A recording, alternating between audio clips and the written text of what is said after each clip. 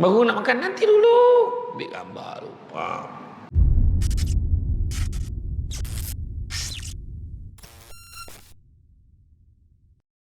Barakatuh. Alhamdulillah, alhamdulillahillazi arsala rasulahu bil huda wa dinil haqqi liyuzhirahu ala dini kullihi walau karihal kafirun walau karihal musyrikun walau karihal muslimun. Subhanaka la ilma lana illa ma 'allamtana innaka antal alimul hakim. Rabbi syrah li sadri wa yassir li amri wa hlul 'uqdatam min lisani yafqahu qawli. Alhamdulillah, syukur kepada Allah SWT kerana dengan limpah dan izinnya dapat kita bersama-sama pada pagi ini. Terima kasih diucapkan kepada Tuan Pengurusi, Tuan Imam, Barisan Jawatankuasa Masjid, Masjid Al-Firdaus, dan seterusnya puan-puan dan tuan-tuan yang dikasihi sekalian. Alhamdulillah, dan dapat kita bersama kan pada pagi ini. Tak sangka-sangka kan, saya first time ni sampai ke masjid ni. Itulah dia kan, kita, Tuhan bagi kita kekuatan, Tuhan bagi kita kekuatan untuk terus berada di atas muka bumi Allah ni. Nikmat yang besar, nikmat yang besar. Sebab beberapa hari lepas, minggu lepas ada orang tanya, Ustaz tersebut, dia kata, rezeki tak pernah salah alamat, dia kata. Tapi kenapa tak pernah sampai ke alamat rumah saya, dia kata. Wah, tu ayat dia. Ada orang tanya. Jadi saya cakap, kalau macam tu maknanya ada masalah dengan hati tu, saya kata. Kenapa pula dia marah, dia kata. Hati buta tu, saya cakap. Mata mungkin nampak, tapi hati tu buta. Kenapa pula? Sebab nikmat ni tidak kita rujuk, tidak hanya kita lihat berdasarkan apa yang kita harap saja. Tapi kadang-kadang apa yang kita harap tu Tuhan tak bagi, tapi Tuhan bagi lebih baik daripada apa yang kita minta. Tu satu. Yang kedua, nikmat tu kadang-kadang Tuhan bagi tu dalam bentuk yang berbeza. Tu sebabnya pernah dikatakan pentingnya bermuhasabah tu. Tu yang dikatakan berfikir sesaat lebih baik daripada beribadah 1000 tahun tu. Apa sebab? Salah satunya dengan muhasabah begitu sedar. Betul jugalah, boleh fikir balik kan. Muhasabah, fikir, ya Allah, rupa-rupanya Allah bagi ni, macam tu kan. Ada orang tu, dia nak benar kahwin dengan seorang lelaki tu. Dia nak sangat kahwin dengan lelaki tu. Sekali keluarga tak setuju. Dia marah dengan keluarga dia.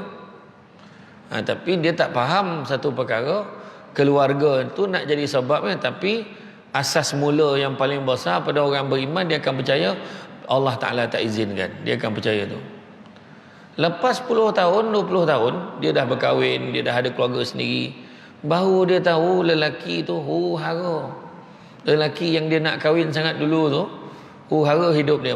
Ramai yang kita pernah dengar cerita macam tu. Rupanya dia dah tak bekerja, 3-4 kali cerai, gemar pukul bini, contohlah kan. Lepas tu akhirnya kata, ya Allah, nasib baik aku tak kahwin dengan dia. Tu ayat dan nasib baik. Bukan nasib baik. Maknanya yang kita kena faham, Allah tak izinkan tu mungkin sebab Allah nak bagi lebih baik. Malam tadi berapa ramai orang yang tertidur tak sempat minta panjang umur. Tapi pagi ni hidup lagi. Yang tak ada siapa pun bangun pagi tadi kecewa. Kenapa aku hidup lagi pagi ni? Tak ada kan? Malahan bangun pagi tahu siap-siap sebab pagi ni kuliah duha nak jumpa Samsul Debat. Tapi kita jumpa. Tinggi Samsul Debat ni. Ayat dia kan.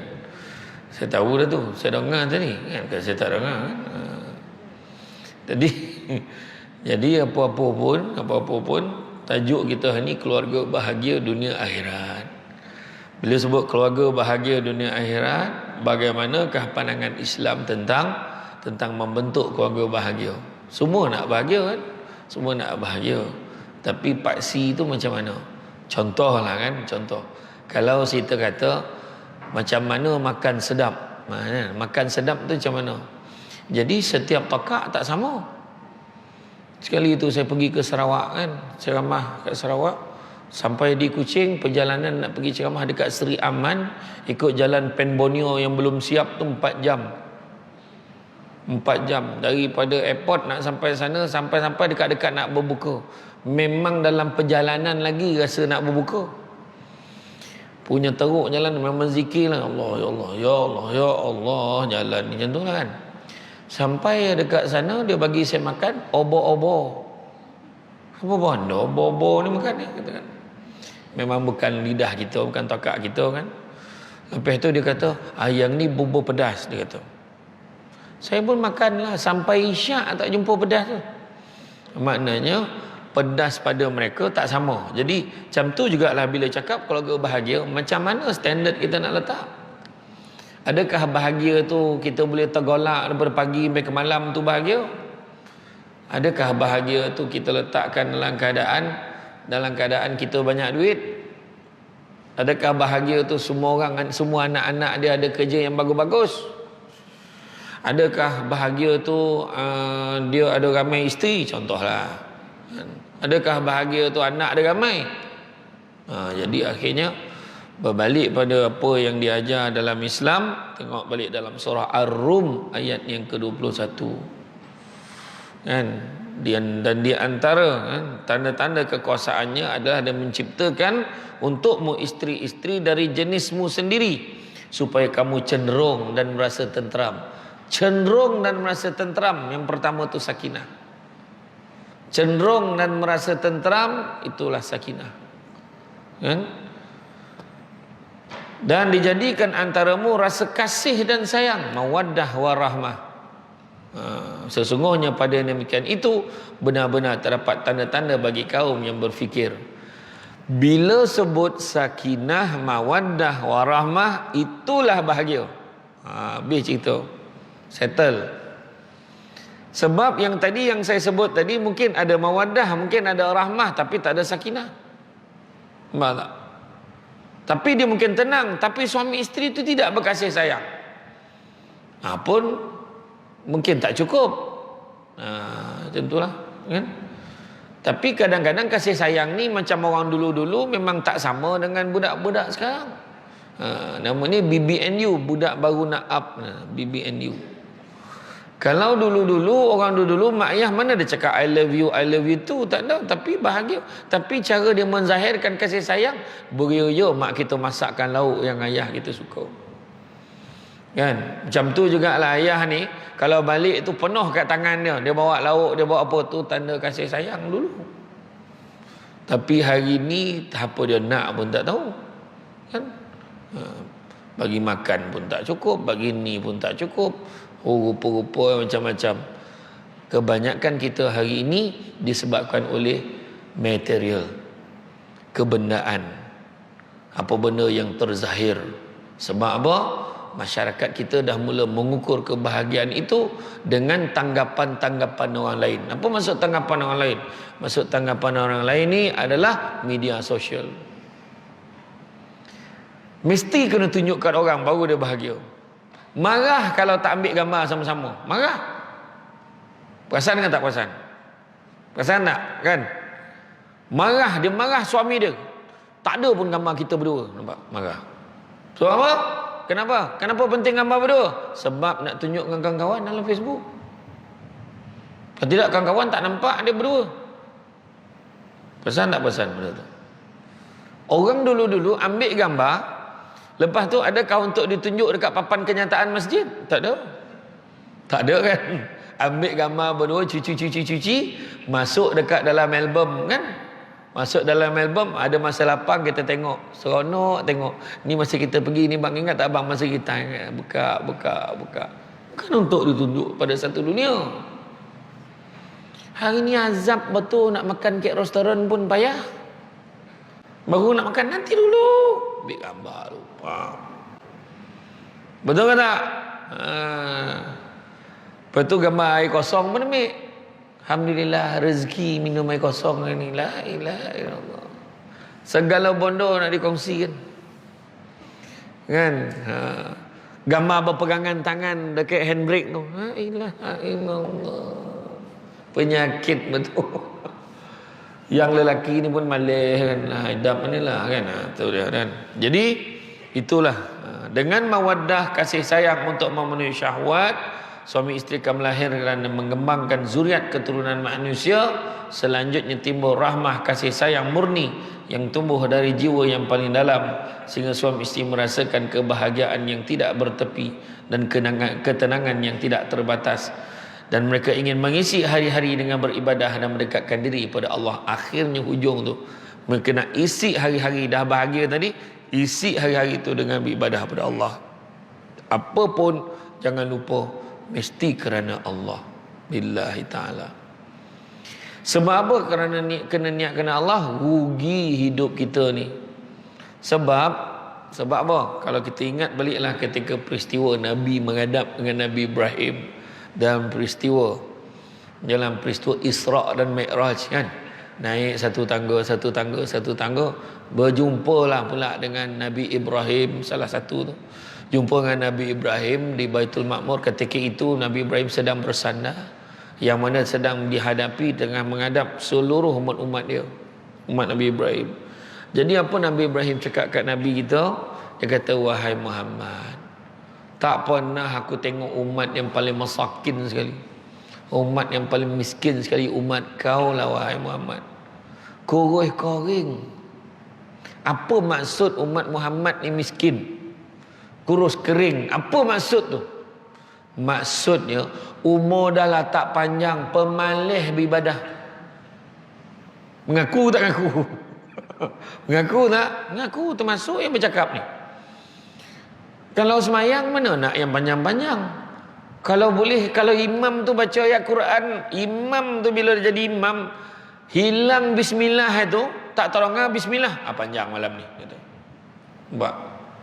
Kalau kenduri tahlil buat imam tu zikir panjang, sudah panjang pula. Lapar dah ni, kan. Kenduri doa selamat pula, duduk bersela pula. Kan. Yang perempuan kat dapur lagi lah, kan. Macam-macam. Kajap numbuk lutut, kajap numbuk losong, macam-macam. Makna kata nak bagi tahu umat Muhammad ni umur dah lah tak panjang, tapi ibadah pun sikit-sikit aja. Tu dia kata miskin, kurus kering. Habis macam mana? Nabi Ibrahim aja, kau suruhlah umatmu menanam tanaman syurga. Apakah dia? Satu pandangan kata la haula wala quwata illa billahil azim. Satu pandangan lagi kata subhanallah alhamdulillah wala ilaha illallah wallahu akbar wala haula wala quwata illa billahil azim. Untuk makluman semua, itu adalah haukil. La haula wala tu haukil, yang mana itu adalah khazanah daripada syurga yang turun hanya untuk umat Nabi Muhammad aja, ada umat sebelum ni tak dapat. Itu sebab kita amal la haula wala tu memang khazanah pada syurga. Jadi amalkan. Jadi makna apa poin nak beritahu sekarang ni? Kita ni sebagai suami isteri dalam keluarga rugi kalau kita tak niatkan kerana Allah. Sebab umur dah lah tak panjang, maka kena jadikan semua perkara dalam hidup kita tu adalah ibadah. Sebab ibadah khusus kita tahu, kan? Ibadah khusus kita tahu semayang subuh 2 rakaat. Teknikal dia tentulah samalah. Kita tahu tak ada siapa berani ubah dah. Tak ada siapa berani ubah. Pagi tadi saya, disebabkan saya ketakwaan saya lebih sikit pada orang, alhamdulillah pagi tadi saya subuh 8 rakaat ada. Tak ada kan? Saya zuhur tadi saya buat 6. Saya insya-Allah malam ni apa? Lepas tu puasa macam mana? Terbit fajar, terbenam matahari, tak ada siapa dia. Sebabkan saya imam masjid, selebih sikit lah. Alhamdulillah saya puasa setakat ni dah seminggu dah tak buka ni. Mana tu kan? Tak ada, tetap Nabi cakap aku berpuasa dan aku juga berbuka, Nabi kata. Jangan melampau-lampau. Dalam Islam bukan agama yang melampau, kan? Puasa kita tahu dah macam mana. Zakat tahu dah macam mana. Pergi umrah haji pun kita tahu dah, kan? Tak boleh nak ubah dah. Disebabkan kes Covid tak menentu sekarang ni, maka diumumkan tahun ni buat haji dengan umrah dekat Shah Alam. Apa hal pula, kan? Tak ada mana, kan? Jangan baik-baik hal, kan? Tetap kita pergi Makkah dan Madinah. Alhamdulillah tuan-tuan, kan kita banyak belajar lah, kan? Banyak belajar hikmah daripada COVID-19. Orang Selayang dia tak tahu COVID-19. COVID-19 dia faham. Dekat COVID-19 ni tak ada siapa sangka dah. Kita tak sangka boleh pergi balik. Ni saya yakin ni ramai yang muslimat ni dah pergi, dah pernah pergi umrah haji, dah pernah pergi. Berapa ramai sahabat-sahabat kita itu, kenapa aku tak pergi dulu? Kan, tiba-tiba hari tu rasa-rasa tak tahu, macam tak boleh pergi dah rasanya. Alhamdulillah. Tapi perasan tak satu benda, pengajaran yang paling besar kita tengok hari tu. Waktu tanah suci Mekah dan Madinah ni, bila ditutup hanya orang tempatan je boleh datang. Perasan tak? Tak ramai orang kat sana. Perasan tak? Apa yang kita boleh belajar? Maknanya orang Arab ni perangai, tengoklah. Bila time dia boleh pergi pun dia pergi tak? Walau tak ramai ke penduduk Arab tu? Tu yang ada sekali orang pergi beli barang dekat tu. Kau orang tak pergi, kau baik umrah je. Kita orang dekat, bila-bila boleh pergi dia tu. Sudah sampai kita tak pergi, dia tetap tak pergi. Tetap tak ramai. Cerita sama macam kita kat masjid ni. Waktu tutup masjid itu berapa ramai cakap? Rindunya rumah Allah. Di Facebook. Rindunya. Wah, sebelum ni tak datang pun. Sekali bila buka, muka yang sama agak datang. Bukan dia datang. Mak cerita dia. Kan? Jadi kita ibadah. Jadi mana kata cerita tadi tu? Ibadah khusus. Umrah, haji. Kan? Tak boleh kita ubah dah. Macam tu lah. Sekarang siapa yang nak pergi, kalau pergi sekarang kos dia Kementerian Pelancongan dah tetapkan. Kalau umrah paling rendah 6,990. Jangan rendah daripada itu. Maknanya 7,000 dan ke atas. Siapa yang nak pergi dengan Samsul Debat tahun depan bulan 3. Saya yakin bulan ni banyak lagi syarat-syarat akan dilonggarkan. Jadi kalau saya pergi tu insya-Allah dalam cuti sekolah tahun depan. Mudah-mudahan ya. Saya tak jadi mutawif dah, saya jadi peserta. Ikut rombongan. Senang nak campur dengan orang. Kan? Saya tak boleh kalau saya jadi mutawif, saya bagi taklimat, orang grup sebelah pun datang dengar taklimat kita. Kesian mutawif dia, tak ada siapa dengar cakap yang kesian. Biarlah saya jadi peserta. Kan? Jadi makna kata itu ibadah khusus. Ibadah umum apa? Ibadah umum apa-apa juga perkara yang baik diizinkan oleh Allah, niat kerana Allah. Saya ulang balik. Benda baik diizinkan oleh Allah, niat kerana Allah, dapat pahala ibadah. Contoh Robin Hood, pernah dengar tak cerita Robin Hood? Saya kecil-kecil dulu kan. Robin Hood ni dia tolong orang susah, dia tolong orang miskin. Baik dah tu. Baik. Tapi cara dia tak diizinkan oleh Allah. Mencuri daripada orang kaya. Dia curi daripada orang kaya, dia bantu orang susah. Sebab dalam Islam, matlamat tak pernah menghalalkan cara. Kan, niat saya baik sebenarnya. Niat baik, cara pun kena baik. Kan? Tu contohnya. Contohlah, katalah saya dengan lelaki, beberapa lelaki kat sini, kan, kita tubuh satu persatuan. Kita nak bantu ibu-ibu tunggal seluruh Selayang. Ibu tunggal dia nak dibantu kan. Nama persatuan kita Pertubuhan Lelaki Prihatin, PLP dia. Benar baik, diizinkan oleh Allah. Niat kerana Allah baru dapat pahala ibadah. Tapi kalau niatnya glamour lah gitu, Samsul Debat join dengan kita, contoh dapat glamour lah, mungkin ada pahala sikit lah, tapi taklah setinggi pahala ibadah. Ataupun rumah yang last ni Samsul Debat dengan semua tak payah ikut lah, rumah yang last ni saya cover. Apa hal? Rupa ibu tunggal yang last tu macam Luna Maya dengan Maya Karin muka. Patut dia tak bagi kita ikut. Dah jadi fitnah pula, pun tak dapat pahala ibadah ya. Cara kena betul, kaedah pun kena betul, yang buat benda baik. Jadi itu sebab kita ajak kepada beribadah, kepada bersama-sama beribadah kerana Allah. Dan suami isteri gemar bermesyuarah kerana saling menghormati. Banyak berbincang suami isteri kan, kerana saling menghormati, memahami keperluan. Kadang-kadang dia memang nak masak lauk tolu. Tahulah suami tu gemar lauk tolu, tapi bincanglah, abang tak nak ke tukar-tukar lauk lain? Tanya, nak tak saya buat lauknya, abang apa pandangan abang? Wahal memang itu je lauk yang kita pandai masak, contoh kan. Tanyalah, balun ni pagi tolong dadah, tengah hari tolong mata kau bau, Malam tolu sak kicap. Tolu so tolu. Naik hanyir mulut lelaki tu. Kan? Tukar-tukar lah kan. Tolu hancur kan. Tapi sedap. Memang sedap. Saya gomak betul kan. Arwah abah saya makin paling sedap tu. Dia goreng apa ni, goreng tolu, apa ni, goreng ikan bilis tu dengan bawang dengan lado tumbuk tu kan. Goreng dulu ikan bilis tu garing kan. Lepas tu goreng dengan gojab. Lepas tu masak yang apa tu, dia punya cili api dengan bawang tu yang dah siap tumbuk tu. Kita masuk, kita goreng agak-agak dah cukup tu kan. Masuk ikan bilis, tutup api, masuk tolu. Gaul-gaul kan. Sampai ke siku sedap sebab orang lelaki masak. Orang lelaki ni masak sedap tapi dia jarang-jarang masak. Terkira bertuah dah tu. Tapi kita kalau lelaki kita tiba-tiba dia nak masak, kita jangan cakap buang tabiat. Nak mati dah bah ni kita kan. Tak. Dia bukannya buang tabiat tapi buang tabiat lama nak ganti tabiat baru. Macam tu. Bila kita cakap buang tabiat tu yang sekali tu dia buat tu. Tak nak buat lidah tu kan.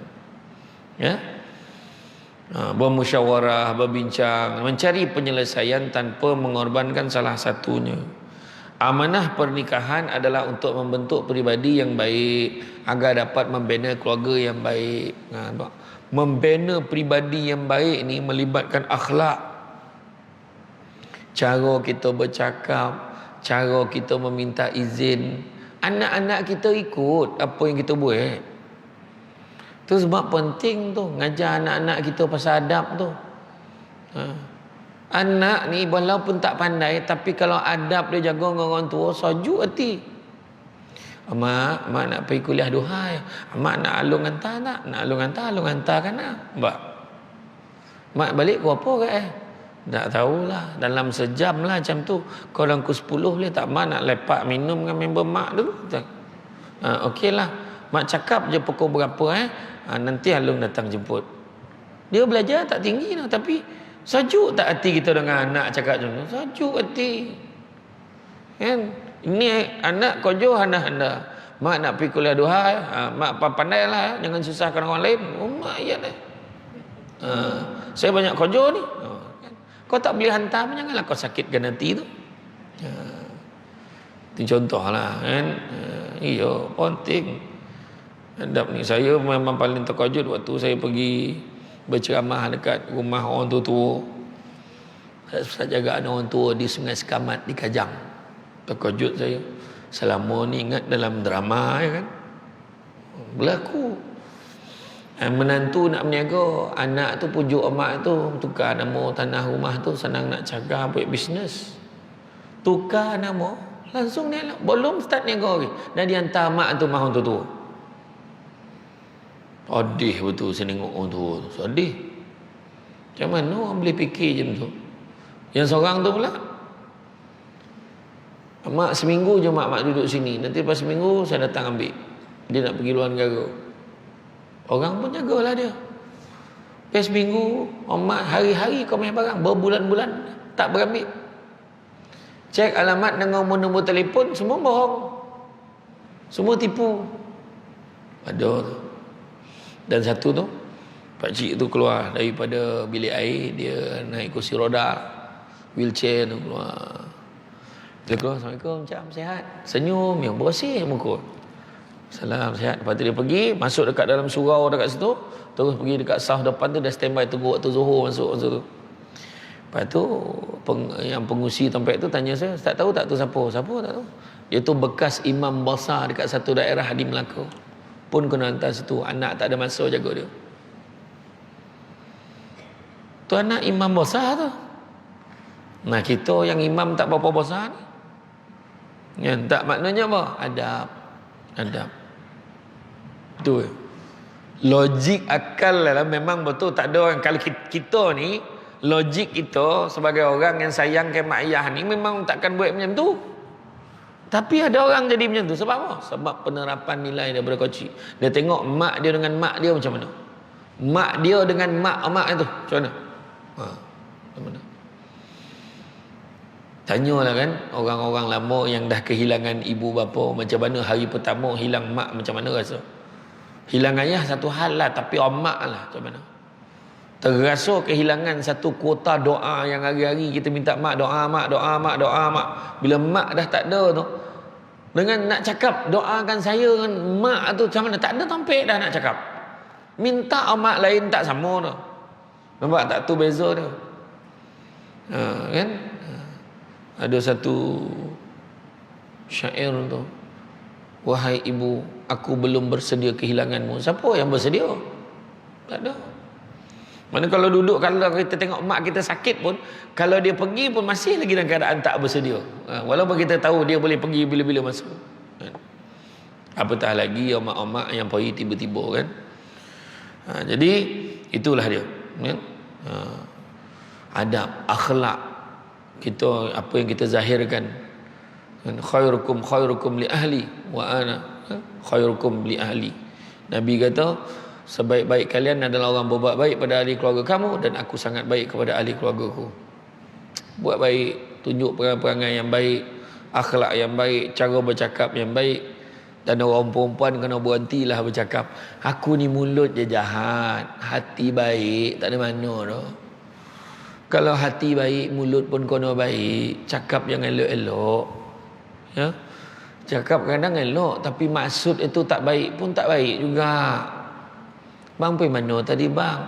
Pergi bandar baru Selayang. Bang bawa kereta mana? Kereta tu lah. Abang jangan lupa tau, kereta tu nama siapa? Ya Allah Akbar. Disabut dia pula geran kereta tu nama siapa? Koci hati suami tu kan. Contohlah. Cakap yang baik-baik. Sayyidina Abu Bakar dulu sampai ambil batu masuk dalam mulut dia. Ambil batu masuk dalam mulut dia supaya dia jangan nak mengelakkan diri dia daripada bercakap benda-benda yang tak baik. Kalau tak boleh cakap benda baik, baik diam. Tu dikumam batu tu. Batu tu masuk dalam mulut dia. Hari ni tak payah letak batu dalam mulut. Bagi handphone, diamlah. Tak jadi kojo dah benda lain. Lagi teruk daripada batu. Kan? Lidah ni, kalau menurut kajian, adalah anggota yang terakhir sekali berfungsi setelah kelahiran. Antara yang lambik berfungsi lah. Budak-budak nak bercakap kan lambik. Meraung, melalak dulu. Minum boleh, makan boleh, sikit-sikit. Dan beberapa tahun, dalam setahun lebih, 2 tahun baru boleh cakap. Itu pun pelat-pelat kan. Sampailah boleh sebut secara sempurna. Tapi apabila manusia itu mengalami kematian, bila dia mati, dia dikuburkan, lidah adalah anggota yang terawal sekali hancur. Itu fakta, semua kena tahu. Jadi atas dunia ni, lidah ni bagi kat kita lambik ni berfungsi sebab dia adalah amanah. Daripada awal kena ajar benda-benda baik. Cakap benda-benda baik, buat benda-benda baik, ingat yang baik-baik, mudah-mudahan Allah balas yang baik-baik. Kebahagiaan keluarga ini mustahak, bukan diukur dengan material. Tu sebab jangan ajar anak-anak kita tentang kaya, tapi ajarlah anak-anak kita tentang bahagia. Kerana satu hari nanti anak-anak kita semua akan sedar, bukan semua benda dinilai dengan harganya. Bukan semua benda dinilai dengan harganya. Kalau kita tengoklah manusia ni, kalau kerja dunia ni kan, ni yang kat depan-depan saya ni kebanyakannya orang-orang lama yang dah ada pengalaman banyak kan.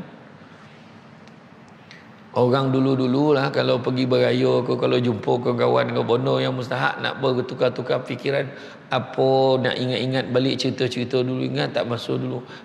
Yo. Tapi sekarang tak ada. Orang sekarang leka ada gadget ya. Kalau pergi beraya ambil gambar yang penting berburak tak ada. Sudah cucap balik. Bukan material. Kalau kita tengok kan dunia ni, pertama tengok rumah. Kalau kita tengok dunia ni dia 3 lah. Satu tu pasangan. Pasangan ni dunia ya. Kecuali kalau kita mengajak kepada beribadah bersama-sama, bolehlah bawa ke akhirat. Ajak kebaikan yang niat kerana Allah, bolehlah bawa ke akhirat. Tapi ini dunia, suami ai bagi ai 2,000 seminggu. You ada. Nampak? Bangga dengan lelaki bagi 2,000 seminggu. You ada. Dah. Tak sampai 2 bulan, 3 bulan, cokek sudu lelaki tu mati, langsung hilang 2,000 seminggu. Cokek sudu dijorit lelaki tu. Tersongkak ke takak tu. So mati. Isteri aku lah yang paling pandai masak kat Selayang tu. Apa lauk, apa binatang lah kau bagi dia, semua dia pandai masak tu. Lembu, kobau, kambing, arnab, semua dia masak. Malam tu tidur samput, meninggal tak bangun esok tu. Dah makan kat kau dah mamak tu dah. Padahal ini dah tak ada. Nampak? Sementara. Pangkat kedudukan lagilah. Ada di kalangan kita ni pernah kerja pegang jawatan-jawatan dulu kan. Termasuklah saya Marin pernah pegang jawatan jadi pengarah, legal advisor pernah. Sampai masa pencen, saya pun ada kad pesara. Tunjuk ke hotel malam tadi dapat 10%. Dapat 10%. Sama pencen, sama. Saya pencen muda kan, pencen. Sementara marin kan main lagi kan, pangkat dengan orang bertabik bila masuk pejabat, berangkit barang. Dia tolong angkat beg saya, tolong bawa minit mesyuarat, tolong cek jadual saya, main lagi, tolong.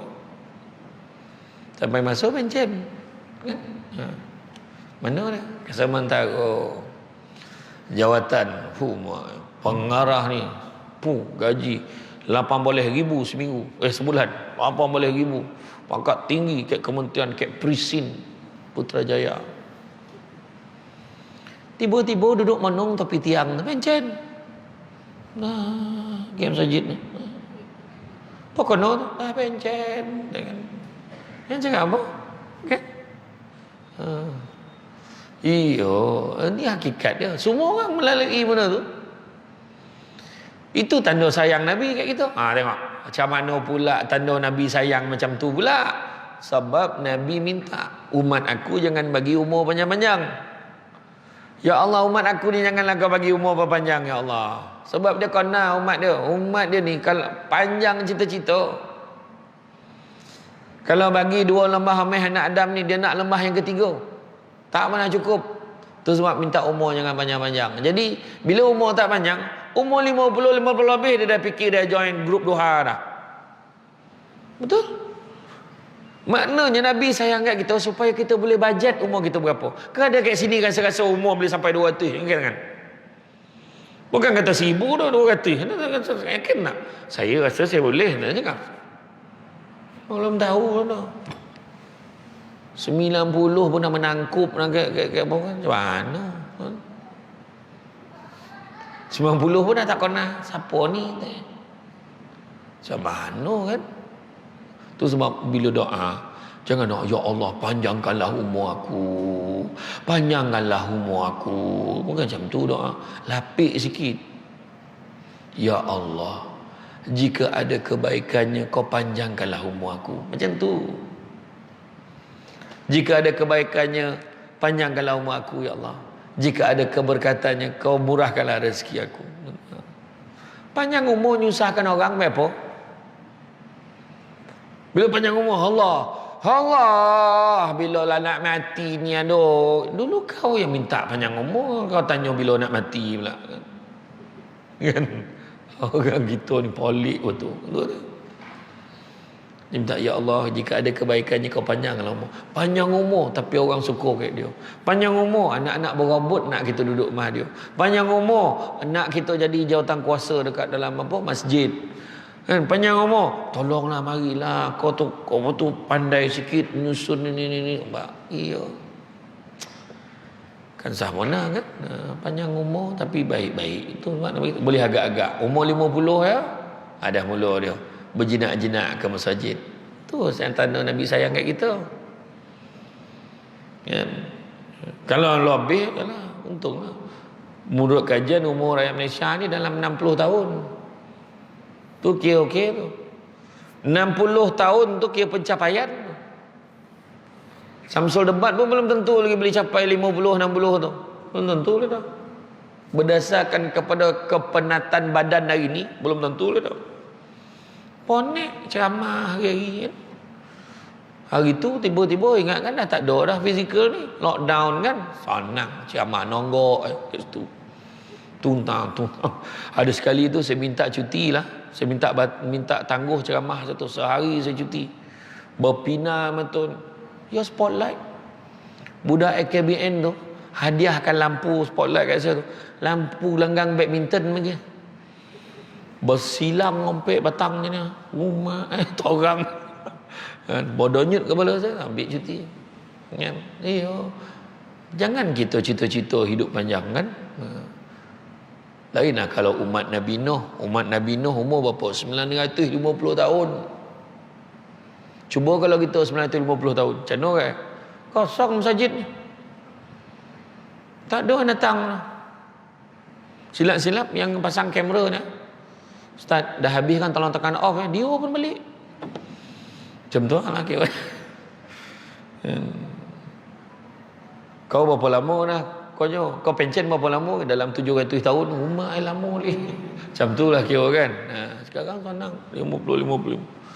Umur orang Malaysia ni 60 tahun. Kebanyakan. Menurut kajian. 70 tahun tu ekstra. 80 tahun bonus. 90 tahun gegar vaganza. Kira handal lah tu sampai 50. Kalau 100 tahun, memang naik lah tugu kat roundabout tu. Manusia tertua di Selayang. Gambar replika, gambar muka tu. Tak payah dah kan. Tak payah dah. Itu sebab makin kita kerja dunia. Itu tadi saya sebut tadi pasangan. Kedua saya sebut tadi jawatan. Ketiga harta. Tu tanda-tanda gila dunia tu harta. Ingat tak dulu kat Selayang ni, siapa yang memanglah lama duduk Selayang, cuba ingat balik. Dulu rumah yang paling besar kat Selayang rumah siapa? Cuba tengok balik. Dulu orang bilang, ya aku kalau ada duit aku nak baik rumah macam dia. Hari ni orang peduli pun tak rumah dia. Berlambak dah rumah. Cantik. Sampaikan rumah lagi tinggi daripada rumah lain. Selayang Residence. Ada orang pilah tu Selayang Residence. Dahsyat rumah. Berjurai rumpai tu daripada atas. Saya tengok kat pintu masuk tu. Daun-daun tu berjurai ke bawah. Biasa kat kampung rumah tinggal macam tu. Dia sajalah dia buat hiasan macam tu. Nampak? Ke ada yang duduk sedang residence ni? Ada. Cantik lah kan. Memang cantik. Tak, betul tak nak beritahu. Tapi lepas 10 tahun, rumah tu orang dah tak heran dah. Ada lagi. Tak pernah sudah. Hui, kereta baru nampak. Ada kan?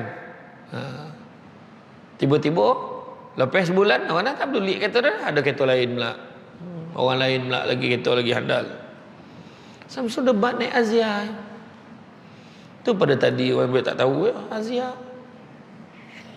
Tu ada yang cakap tu. Susah hidup Samsul Debat sekarang. Naik Azia. Kau ajar apa tu. Dalam banyak-banyak kereta, tak adalah banyak nak kereta, tapi adalah kereta lain, tapi memang kereta Azia lah yang paling saya suka sekali. Relax kan, bukan naik ramai-ramai berdua je. Tak adalah sampai terjulur kaki saya keluar, okey. Kan? Lagi satu hati elok sikit kadang bila naik kereta kocik ni, sadar diri tu kan. Bukan bawa mati pun kan. Jangan malu-malu lah. Saya naik kereta kocik je. Lepas tu suka saya tengok tadi ada yang kongsi-kongsi. Sama-sama datang kan. Bagus macam tu. Tapi kadang kau yang kongsi-kongsi ni ada ke? Kongsi pandai. Kongsi-kongsi naik pandai. Time berhenti kat sesi minyak, lolap dia. Waduh, okey kan jauh nak pun. Lolap. Cubalah sekali. Tak pun, hari ni kan jangan tahu balik lah ya. Kita singgah kedai makan dan belanja. Ya kau. Adalah sikit. Tapi sini okey, tempat lain juga ni. Kat New Zealand, sini okey. Jadi kalau kita tengok tadi dari segi harta ni pun sementara sifatnya. Jadi kesimpulannya dunia ini sementara sifatnya, apatah lagi yang ada dalam dunia. Jadi tak usahlah tak koja-koja mana dengan dunia. Firman Allah Subhanahu wa taala, katakanlah jika bapa-bapa, anak-anak, saudara-saudara, isteri-isteri kaum keluargamu, harta kekayaan yang kamu usahakan, perniagaan yang kamu khawatiri kerugiannya, dan tempat tinggal yang kamu sukai adalah lebih kamu cintai dari Allah dan Rasulnya dan dari berjihad di jalannya, maka tunggulah sampai Allah mendatangkan keputusannya, dan Allah tidak memberi petunjuk kepada orang-orang yang fasik. Surah At-Taubah ayat yang ke-24. Makna kata kalau syukurlah pada benda lain lebih pada Allah dan Rasul. Alamatnya tunggulah masa. Tunggu time lah tu. Tapi tanda-tanda orang yang tak syukur macam apa yang sebut ni lebih pada Allah Rasul, tanda-tanda kan lah orang tu datang kuliah duha.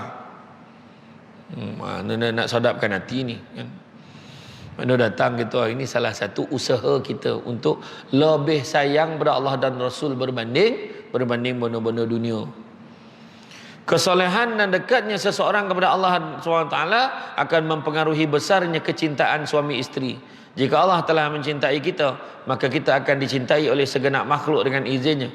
Kadar cinta suami isteri bergantung kepada nilai ibadah dan keimanan pasangannya. Cinta yang tidak didirikan atas dasar mahabbatullah hanya akan menjerumuskan kita ke dasar jurang kelalaian dan kehinaan. Itu dia. Makna kata biarlah didasarkan kepada Allah. Ya. Tu sebab bila imam tanya, kenapa kau nak kahwin dik? Berapa ramai yang jawab betul. Kenapa kau nak kahwin? Umur dah banyak dah, mam. Bila boleh nak kahwin? Dia jawab kenapa kau nak kahwin? Mak bising. Pasal bila mak kau tak bising? Memang mak bising aja. Mak bising, memang bising. Bila kau nak kahwin? Bila kau nak kahwin? Dah kahwin, bila nak beranak? Bila nak beranak? Dah beranak, lelaki yang nak kau. Bila pengen nak perempuan? Macam Petu dah pengen nak perempuan, beranak ekor jauh kau. Salah juga beranak ramai. Cukup-cukup dah tu kan. Ponik aku jaga cucu ni dah kan. Contohlah. Mak memang bising. Kenapa kau nak kahwin? Kawan-kawan habis semua kahwin dah, tinggal saya yang belum kahwin. Seorang lagi. Kenapa kau nak kahwin? Dah kau orang mana tengok budak perempuan tu lagi tahu. Kalau boleh bila tanya, kenapa kamu nak kahwin? Tuan Imam, saya nak kahwin ni kerana Allah. Iya. Bosa Makkah tu. Dan biasanya orang yang jawab dia kahwin kerana Allah ini biasanya lelaki yang dah kahwin. Macam tu. Itu dah tak ada jawapan lain boleh bagi, itulah jawapan lagi. Sampai hati abang baik macam ni. Kenapa abang nak kahwin lagi ni? Cuba cakap. Kerana Allah. Tentulah dia boleh jawab. Boleh dia jawab kan? Dia mesti dengan perbuatan kita, ya? Perbuatan kita. Iman ni perbuatan. Kepercayaan kita akan menzahirkan perbuatan kita, akan menterjemahkan perbuatan kita. Itu sebab bila seorang Arab Badui kata aku seorang mukmin, aku seorang mukmin, Nabi tegur dia, alangkah baiknya kalau kamu menyebut kamu seorang Islam, kamu seorang Muslim. Kenapa? Sebab Muslim boleh selesai dengan pengakuan, tetapi mukmin tak selesai dengan pengakuan, mesti dibuktikan dengan perbuatan. Beriman pada Allah, tapi mengelupa bila hilang duit. Beriman pada Allah, bila anak sakit dia semua menyalahkan, apalah bala hidup aku ni, anak aku sakit macam ni. Nampak? Orang beriman tak macam tu lah. Ngantuk-ngantuk kepala kat dinding. Apa ayo pa ayo ma kan? Pernah tengok tak ke hospital? Yo. Pernah tengok tak? Itu menyalahkan takdir, itu bukan cara orang beriman. Itu sebabnya macam mana nak cakap beriman melainkan kita diuji. Kalau diuji dia sabar, dia steady lah. Marah dia, copek lah start 9.25 belum setengah lah start. Contoh ujian lah tu. Okey lah saya bagi ekstra kan. Mula awal kan. Betul-betul lah, poning kepala. Hari tu kan online. Sekarang ni saya pun masih lagi online ni. Bila buat live kan, kena pula ada lah fizikal lah. Solid lah. Ini habis ya fizikal juga. Tori sambung online pula dengan syarikat air. Bukan air yang ni. Syarikat air yang ni. Wilayah Gombak ni saya dah ceramah sini fizikal lah. 2 minggu lepas. Minggu lepas ke 2 minggu lepas. Ni sini pula kan. Itulah kerja kan. Bini semua bising. Ceramah je tu. Saya cakap, abang ceramah ni pun pek 5 tahun ni orang sekian tu. So abang Nabi ceramah duduk rumah jangan kau muntah tengok muka abang sudah. Kan. Aduh. Mak saya sampai tak nak dongah lah jadual satu. Kau mana ni? Pagi tadi Kedah. Besok Terengganu. Tak nak dongah dah. Saya cerita lah. Dia dongah pun ponek. Mak saya dongah pun ponek. Tak teramak yang dongah dah. Tu yang bila ada free langsung sampai mamak. Pagi dah sampai mamak dah. Sampai mamak pagi sekuali si koreng. Habis saya seorang tu. Macam mana tak gomok? Oh, ilah Allah.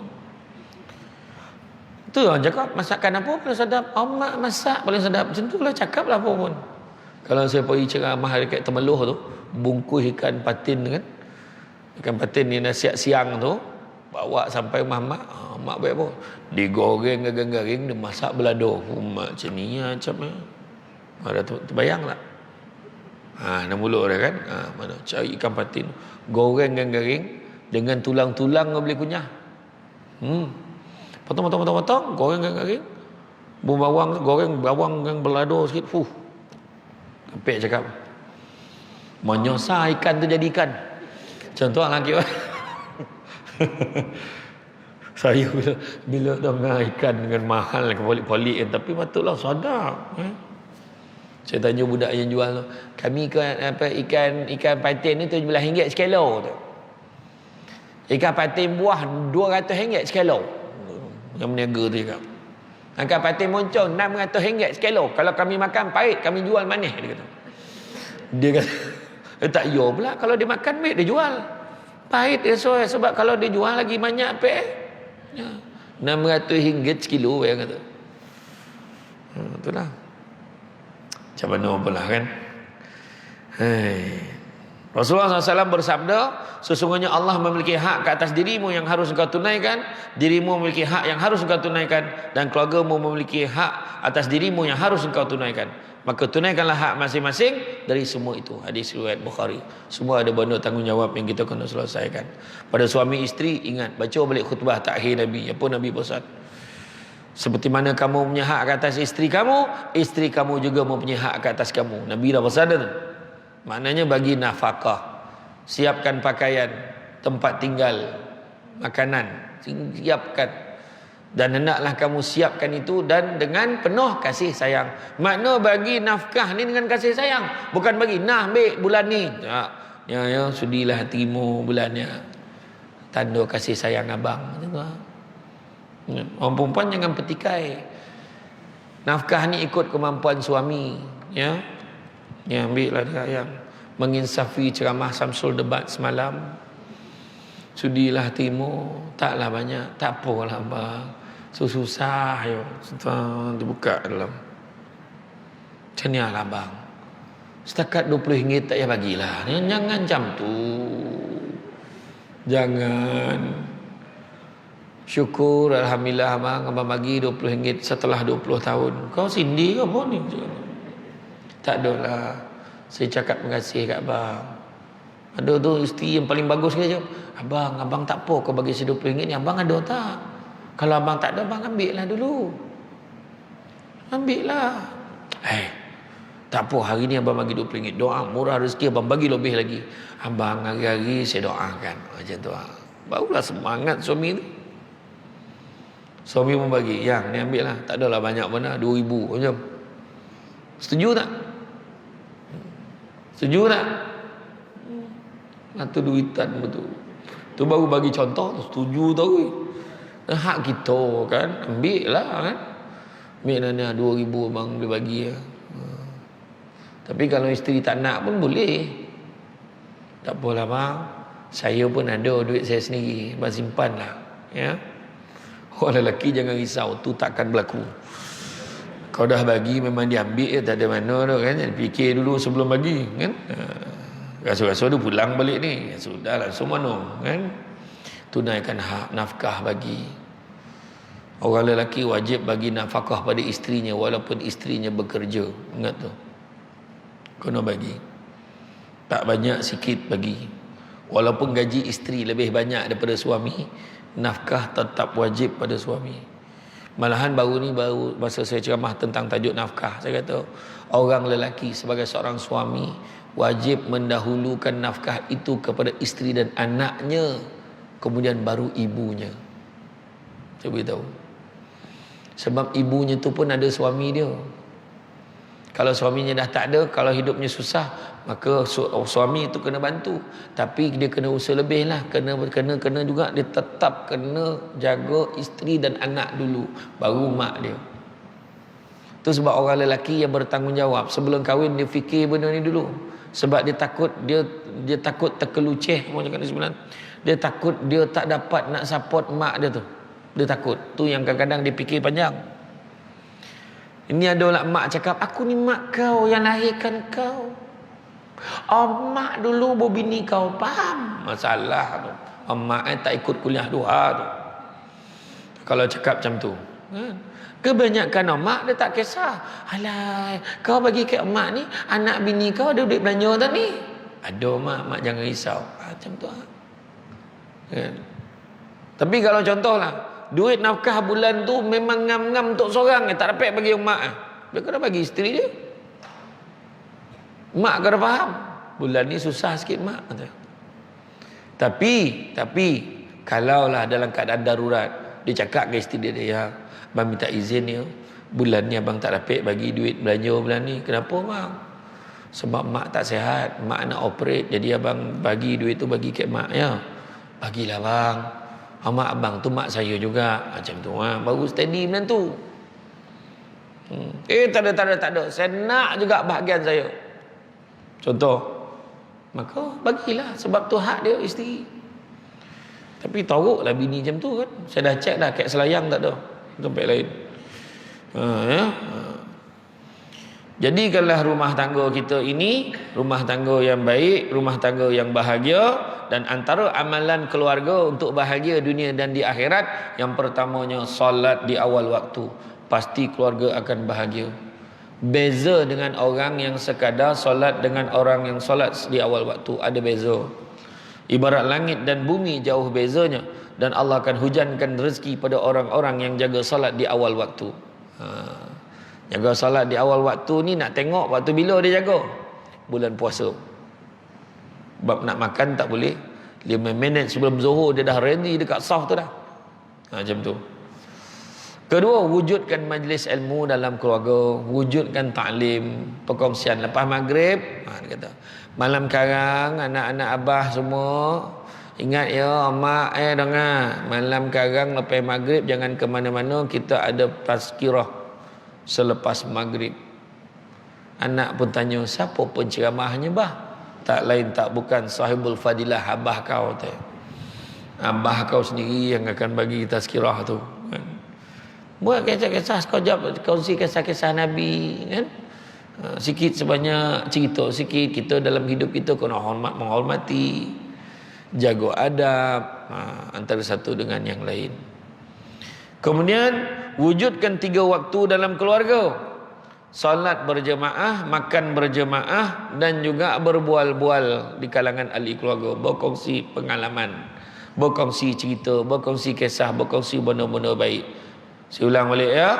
Waktu makan, makan berjamaah, salat berjamaah, dan juga untuk berbual bicara sesama ahli keluarga. Dalam ini tidak termasuk TV dan handphone. Kalau mak ayah bercakap dengan anak-anak, anak-anak bercakap dengan mak ayah, sama tau, bukan hanya ayah mak aja. Cakap dengan anak-anak, masa ketika itu sedang bercakap, maka dia berbual tu, dia tengok handphone, maka tak ada adab kira tu. Ya, mana kata tak ada handphone, tutup TV, tutup handphone ni, bukan simpan handphone, berbuaklah, berbincanglah. Itu yang paling baik sekali. Dulu-dulu mana ada handphone kan, burak je.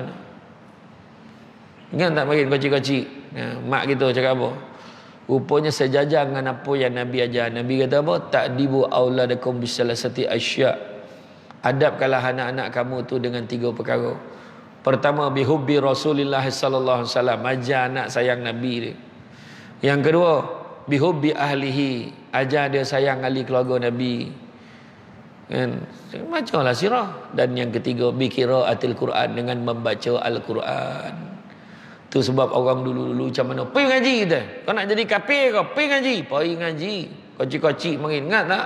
Jalan dengan ramai-ramai. Bawa rehal. Bawa plastik tu kan. Penunjuk ngaji pakai duri landak tu kan. Ingat lagi. Berlubang penanda wakaf tu. Dia nak nandakan dia berhenti ngaji situ. Ngaji satu ain dulu kan. Ya, dulu. Mengaji tu berjalan jauh nak pergi jumpa dengan guru, adab.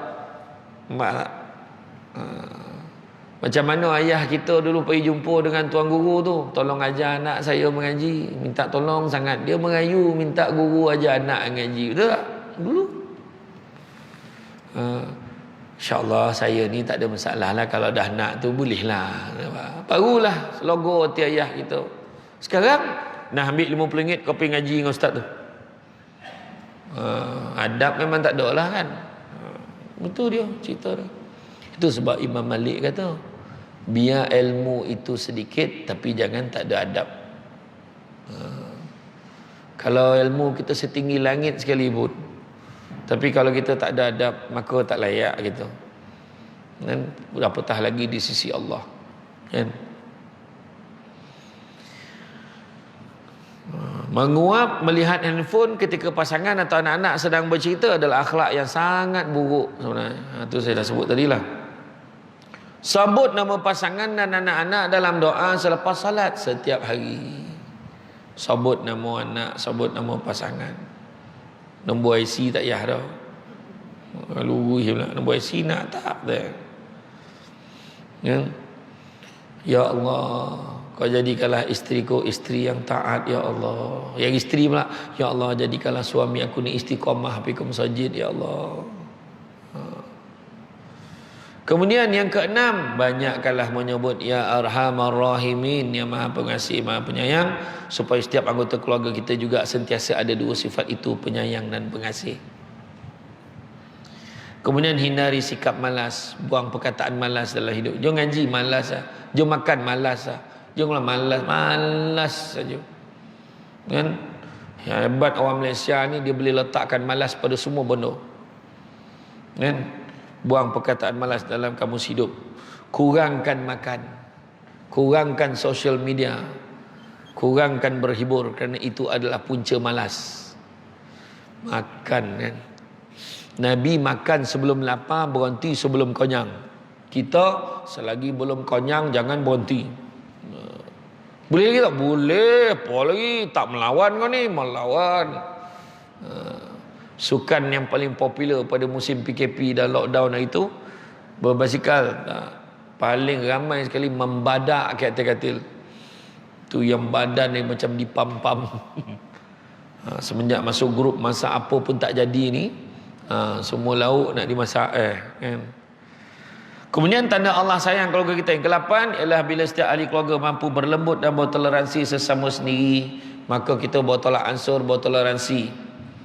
9, orang yang paling kaya dan bahagia adalah orang yang kenal Allah, percaya Allah, rasa Allah sentiasa melihat, dan yakin setiap musibah dan nikmat itu adalah kerana kasih sayang Allah. Maknanya terapkan nilai ihsan. Nilai ihsan dalam keluarga kita. Kita sedar, kita buat apa pun biarlah seolah-olah kita nampak Allah, dan kalau kita tak nampak Allah pun kita yakin yang Allah nampak kita. Itu ihsan. Itu sebabnya kalau kita kata kan, dalam hidup kita ni, kita dah tahu dunia ni bukan tompek tinggal, tapi dunia ni tompek meninggal. Jadi kena tanam saham akhirat banyak-banyak. Kalau tanya yang ke-10, apa ciri-ciri rumah yang Allah suka, sudah tentulah rumah yang sentiasa bersedia menyambut Rasulullah sebagai tetamu. Ini Nabi masuk, kita tengok drama Korea. Nabi masuk rumah kita tengah bolong kita tak pakai apa, pakai kain dengan pusat tak ada. Lepas tu sampai ke atas lutut, sikit lagi nak tiup kat kipas tu, langsung nampak semua. Kan? Tu dah. Kadang tengok apa yang ada dalam rumah kita. Kemudian seterusnya, jangan merungut, hidup jangan merungut. Apa benda kau masak tak sedap, nak sedap masak sendiri, bini pula balik. Mokak kan. Tolong tak nak banyak cerita kan tak elok tu.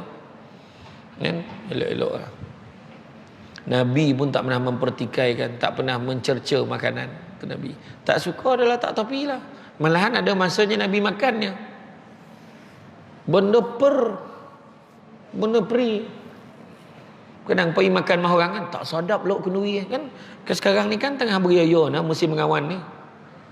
Pergi kenduri Sabtu Ahad kenduri kahwin kan, setiap Sabtu Ahad sampai 2-3 kenduri sehari kan, kita dah mula pergi dah kenduri balik kan. Jangan pergi lauk rumah dia tadi tak sedap. Semalam yang paling best sekali semalam. Saya pagi semalam dekat Pulau Keri di Kelang. Tiba-tiba tengah hari kau dah pergi ceramah dekat Subang, dekat majlis kahwin. Dekat Magica Hall di Subang. Saya pun naik tingkat ompek. Tengok, ramai orang lah. Lepas tu, dah nak start ke belum? Saya pun cakap, Ustaz, makan lu? Makan. Adalah seorang tu cakap, makan lu? Saya pun makan lah. Makan. Rupa-rupa majlis saya tu sebelah dewan tu. 2 tompek saya makan semalam. Aduh, tak pasal-pasal dah lama tak jadi. Mana saya tahu, saya tengok ramai rupa bila saya dah habis kedua tu, bukan dah habis makan tu, pergilah sebelah tu. Pergilah baca doa, bagi tazkirah sikit kepada pengantin tu. Kan? Dahsyat semalam dengan nama abah pengantin pun nak pentas tu. Dadolah pelamin untuk mak ayah. Mak ayah pengantin lelaki, mak ayah pengantin perempuan. Pengantin tengah, saya pun cakap tak mana satu pengantin ni tapi Jamal ada habis saya makan tu. Ada ceramah tu saya makan lagi. Lauk lebih kurang lah tu. Kan? Barulah saya tahu rupanya saudara Siti Nurhaliza kek kenduri yang saya silap makan tu. Okeylah, dapatlah barakah lauk orang kan. Dah orang tu cakap, makan lu Ustaz. Mana saya tahu, saya makan lah. Saya ingat dia, lepas tu eloklah dia baca doa. Dia khabar tadi Sudan baca doa. Apa salah kenduri. Rezeki lah tu kan, rezeki. Jadi mana kata kalau kita tengok dari segi apa kehidupan kita, jangan mungut. Semua Allah tentukan tu. Sedap tak sedap Allah tentukan tu. Makan je lah kan. Nabi pun seorang fakir miskin bagi makan buah, senyum Nabi makan, senyum Nabi makan. Kau suka ke Rasulullah? Senyum Nabi makan. Dan akhirnya ada sahabat pula kat rakyat tu. Besok dia ajak kita makan, hari ni tak diajak kita makan. Sahabat tu rasul. Dah habis makan, fakir miskin ni pun berlalu lah. Seronok dia nampak Nabi makan habis buah tu. Tinggal tangkai je. Sahabat-sahabat tadi pun datang ke Rasulullah. Rasulullah sampai hati, besok kau ajak kita makan, hari ni tu kau tak ajak kita makan. Maka Nabi kata, ketahuilah sesungguhnya buah tadi itu masam. Dan aku sungguhnya tak sanggup melihat sahabat-sahabatku makan buah yang masam. Dan kalau aku ajak kau tadi, aku takut kau tak boleh jaga mulut kau. Terkeluar masam dah kau cik hati kan. Bayangkan, dan satu perbuatan Nabi cover dua perkara kan. Jadi banyak lagi lah. Tapi kalau saya nak simpulkan, paling senang nak ingat 5 kunci kebahagiaan dunia akhirat. Yang pertama, kunci rumah. Yang kedua, kunci pejabat. Yang ketiga, kunci kereta. Yang keempat, kunci syurga. Yang kelima, kunci spare. Ya cakap betul-betul main pula dia. Pertama, kunci rumah. Maksudnya apa? Sistemkan rumah tangga kita ni ikut sistem Islam. Itu kunci rumah. Nak senang ingat lah, kunci rumah. Samsul Debat beritahu kunci rumah pertama. Sistemkan rumah tangga kita ikut sistem Islam. Itulah yang paling selamat. Kedua, kunci pejabat. Apa maksudnya? Cari rezeki yang halal. Kalau dia berniaga burger, itulah pejabat dia. Kalau berniaga online, teh katil sambil baring, itulah pejabat dia. Kan? Contohlah. Jadi cari rezeki halal. Kerana Nabi pesan apa? Carilah rezeki yang halal. Sesungguhnya yang halal itu cukup buat kamu. Okey. Kemudian yang ketiga, kunci kereta. Apa maksudnya? Hala tuju pemanduan keluarga kita nak bawa ke mana. Kalau nak bawa ke arah hiburan, hiburanlah. Kalau bawa ke arah yang diridai Allah, tentulah ada cara kan. Ajar benda-benda baik. So anak kita kan, kita dah dalam kubur dah ni, Kita dah dalam kubur.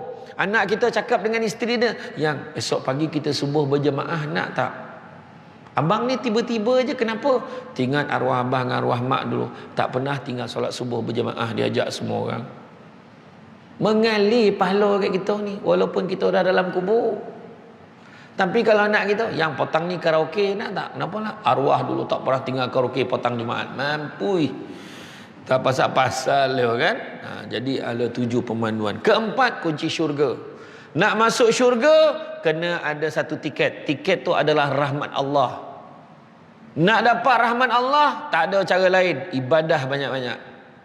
Jadi tu kita cerita balik semula. Ibadah kepada Allah banyak-banyak. Dan yang kelima, kunci spare. Apa maksud kunci spare? Suami ada kunci, isteri ada kunci, anak-anak ada kunci. Maka setiap ahli keluarga dah ada kunci spare, maka mainkanlah peranan masing-masing. Barulah boleh berbahagia di dunia dan di akhirat.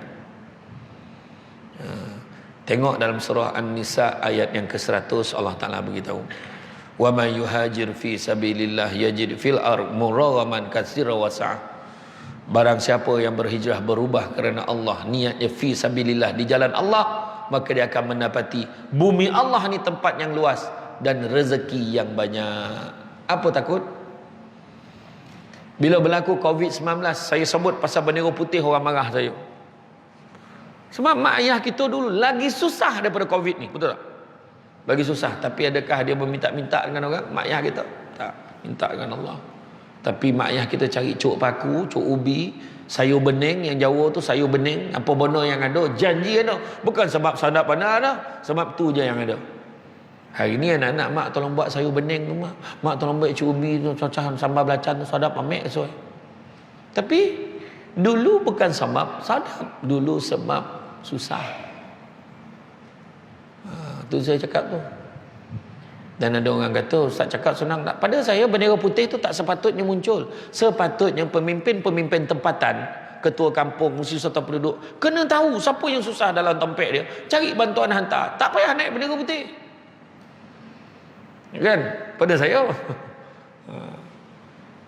berapa ramai, macam mana siapa nak ditolong ni? Dalam taman kita ni 15 orang ibu tunggal, 25 orang anak-anak yatim, kemudian ada 7 isi rumah yang hilang pekerjaan. Jadi dia ada maklumat tu, baru kita tahu nak salurkan bantuan macam mana. Ni semua naik bendera putih. Ada yang tak susah pun naik bendera putih. Ada, bukan semua lah. Sudah bila tandang pintu rumah itu masuk, dah ada satu rumah apartmen. Satu apartmen, kita dapat tahu cerita, dalam rumah tu macam kau dah runcit. Habis segala barang kat gobok rezeki yang kat masjid-masjid tu semua disapu bawa balik. Lepas tu marah tak dapat bantuan. Tu perangai orang itu. Miskin segala-gala. Ya? Jadi tuan-tuan dan puan-puan rahmati Allah sekalian, rasanya itu saja daripada saya. Ucap terima kasih banyak. Ya. Alhamdulillah. InsyaAllah nampak cara banyak ni nak cerita ni. Makna confirm kena panggil lagi. Ya, memanglah tak cukup kan. InsyaAllah ada kesempatan. Saya pun seronok datang sini. Selesa. Kipih besar sampai 3. Kan, itu saya kojak-kojak pandang tu. Kan? Dia bagus kipih bosan ni, rasa macam angin semula jadi, kan? Jadi insya-Allah yang penting jaga keluarga kita elok-elok. Satu kata-kata yang saya boleh cakap, kalau nak berjalan laju, jalanlah seseorang. Tapi kalau nak berjalan jauh, jalanlah bersama-sama. Itu sebab pentingnya keluarga. Kalau nak berjalan laju, cakap dengan anak kita, jalanlah seseorang. Tapi kalau nak berjalan jauh, jalanlah bersama-sama. Dengan sokongan keluarga, dengan doa daripada keluarga, insya-Allah dia akan pergi lebih jauh lagi. Jadi rasanya itu saja daripada saya. Saya ucap terima kasih banyak sekali lagi. Tapi sebelum tu saya nak buat sedikit pengumuman. Kalau ada kesempatan